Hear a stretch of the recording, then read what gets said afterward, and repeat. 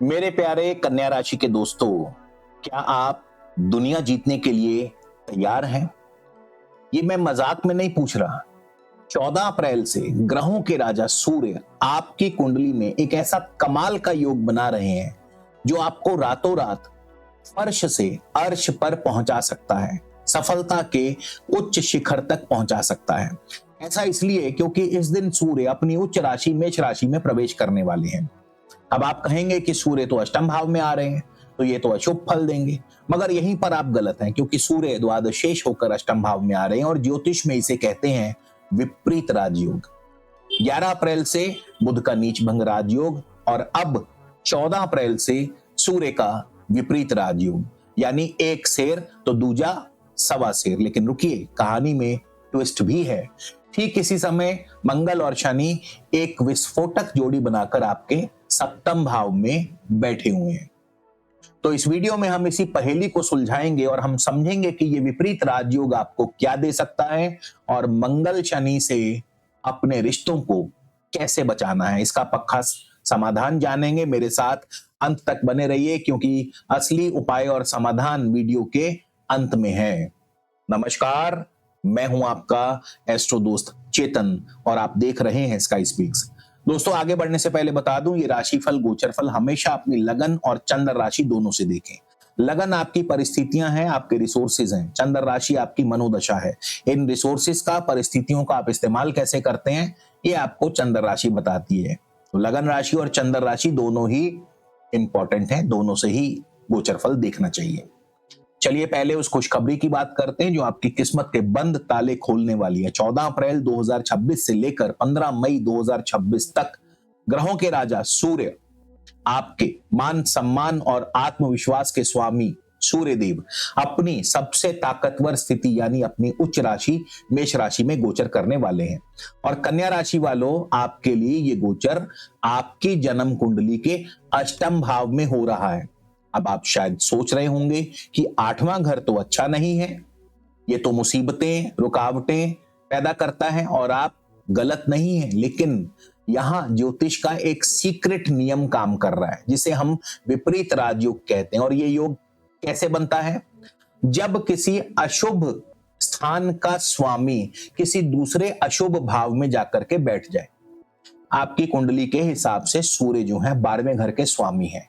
अब 12वां घर खर्चों का है, नुकसान का है, और जब यही सूर्य अष्टम भाव में जाकर बैठ जाएंगे, जो कि अष्टम भाव भी एक अशुभ भाव माना जाता है, तो यहां पर एक दूसरे के अशुभ प्रभाव को खत्म कर देंगे।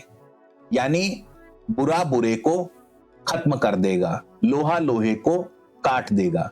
तो ये एक जबरदस्त विपरीत राजयोग बनाएगा।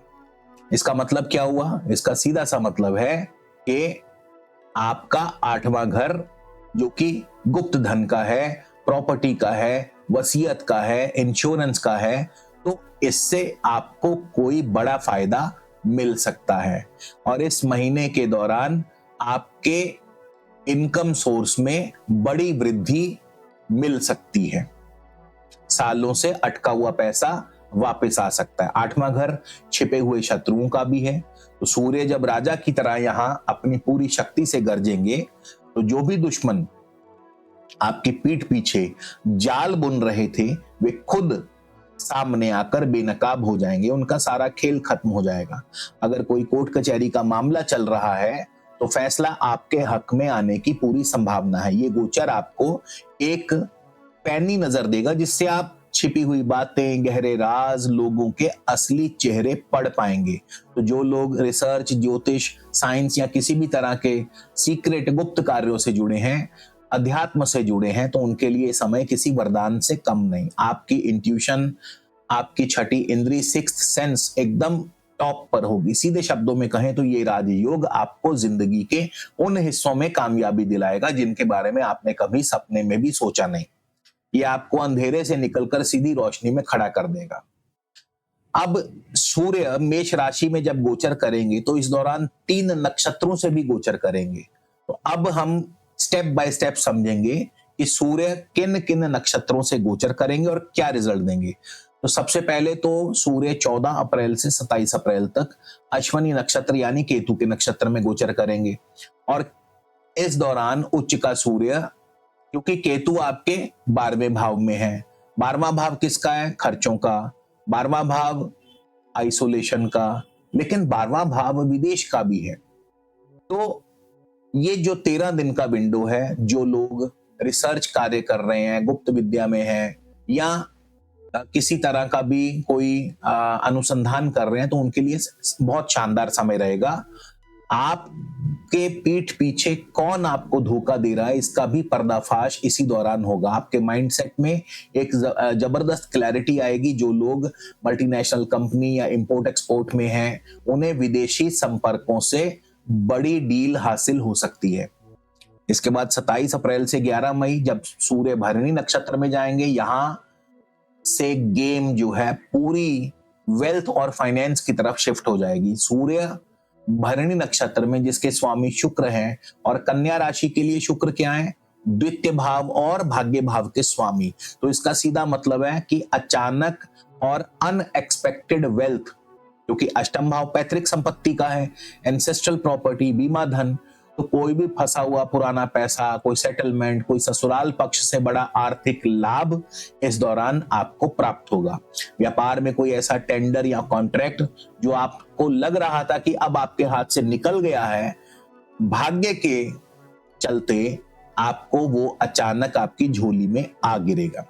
उसके बाद 11 मई से आगे जब सूर्य अपने नक्षत्र में जाएंगे, कृतिका नक्षत्र में, तो इस समय विपरीत राजयोग अपने चरम पर होगा। अष्टम भाव और द्वादश भाव, इन दोनों की नेगेटिविटी दूर होगी, लोहा लोहे को काटेगा, और रिजल्ट में क्या मिलेगा? रिजल्ट में आपको राजयोग, शत्रुओं पर जीत, कोर्ट कचहरी मामलों में जीत होगी। इसके अलावा आपके करियर में भी जो क्राइसिस चल रहा था वो अब दूर होगा, और आप एक लीडर की तरह उभर कर सबके सामने आएंगे। यहां मंगल शनि की बात भी कर ली जाए, क्योंकि मंगल शनि आपके 7th हाउस में है, तो मंगल शनि को भी इग्नोर नहीं किया जा सकता। तो ये जो मंगल और शनि है, ये आपके पार्टनरशिप, जीवन साथी के साथ ईगो क्लैश करवा सकते हैं। आपके 7वें घर में बैठे हैं, वैवाहिक जीवन पर इसका दुष्प्रभाव पड़ता है। पार्टनर के साथ टकराव हो सकता है, छोटी छोटी बातें राई का पहाड़ बन सकती हैं। बिजनेस में सावधान रहना होगा, पार्टनर से कई बार धोखा मिल सकता है। तो इस समय मंगल और शनि मिलकर कोई कसर नहीं छोड़ेंगे आपके रिश्तों में दरार पैदा करने की। तो यहाँ पे आपको थोड़ा सावधान रहना होगा। अच्छा, अक्सर लोग मेरे से शिकायत करते हैं, मैंने कमेंट्स भी मैं पढ़ता हूँ, कमेंट्स में भी कहते हैं कि आप इतनी अच्छी अच्छी बातें बोलते हैं, लेकिन हमारे साथ तो कभी ऐसा कुछ नहीं हुआ, हमें तो ऐसा कभी कुछ नहीं मिला। तो मैं आपकी जानकारी के लिए बता दूं कि हो सकता है कि इस समय वर्तमान में आपकी कोई अशुभ दशा चल रही हो, ये भी हो सकता है कि आपकी कुंडली कमजोर हो। तो इसका समाधान क्या है? इसके लिए देखिए, आपको निजी परामर्श लेना होगा। तो स्क्रीन पर मेरा नंबर दिया है, आप चाहें तो निजी परामर्श ले सकते हैं। अगर आप ये भी नहीं करना चाहते तो फिर कम से कम वीडियो में बताए गए उपायों को फॉलो जरूर करें, क्योंकि ये उपाय जो हैं आपके लिए एक कवच का काम करते हैं। अब आखिर में इस गोचर का फटाफट से जानते हैं कि आपके जीवन के अलग अलग हिस्सों पर क्या असर पड़ेगा। तो करियर के लिए बहुत जबरदस्त समय है। विपरीत राजयोग आपके ऑफिस में छिपे दुश्मनों पर आपको जीत दिलाएगा। आपको कोई बड़ा प्रोजेक्ट या जिम्मेदारी मिल सकती है, और आप उस प्रोजेक्ट को कंप्लीट करके सबकी आंखों का तारा बन सकते हैं। प्रमोशन भी मिल सकता है।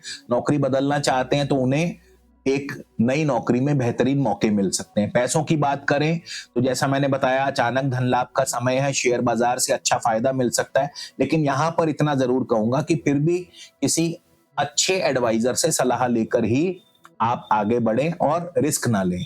इसके अलावा इंश्योरेंस या विरासत से आपको धन मिल सकता है, किसी सरकारी स्कीम से आपको मोटा पैसा मिल सकता है। तो यहाँ पे अचानक धन लाभ के बड़े अच्छे योग है।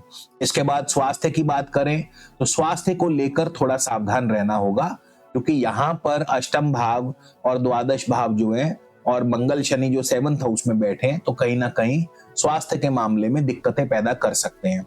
और रिश्तों के बारे में तो मैं ऑलरेडी आपको बता ही चुका हूं कि रिश्तों के मामले में भी ये गोचर थोड़ा सा तनाव पैदा करता है, जिसके लिए अब आपको इसका समाधान, इसके उपाय बता दूं।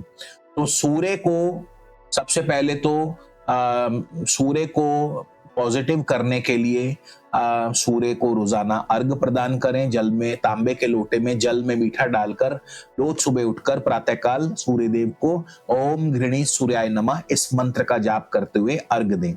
और मंगल शनि के बुरे असर को शांत करने के लिए हनुमान चालीसा का पाठ करें।